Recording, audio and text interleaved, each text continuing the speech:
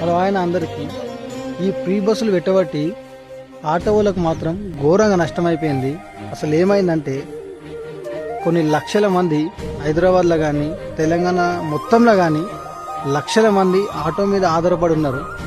Auto వాళ్ళకి ఏమన్నా ఎంతమంది చూపించాలి, లేకపోతే మాత్రం వాళ్ళ బతుకులు మొత్తం ఇప్పటికీ ఆగమైనవి. ఒకరొకరు మాత్రం ఘోరంగా ఏడుస్తారు. సోషల్ మీడియాలో ప్రతి ఒక్కరికి వస్తున్నాయి. ఎందుకంటే ఇంత ఘోరంగా మాత్రం చేయొద్దు. కొన్ని లక్షల మంది ఆధారపడ్డారు ఆటోల మీద.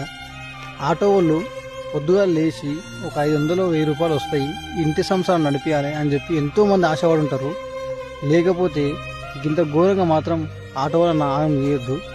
ఈ ఫ్రీ బస్సులు పెట్టి 100 200 మిగిలిస్తారు. మరి అదే నాకు డౌట్ ఏంటంటే ఇదే ఆలోచన మరి స్కూల్ మీద కూడా ఫ్రీ అయి ఉంది. ఒక జమా నుంచి ఉంది, నేను పుట్టినప్పటి నుంచి కూడా ఫ్రీ అయి ఉంది స్కూల్ మీద ప్రిపేర్స్ ఎందుకు ఇస్తలేరు?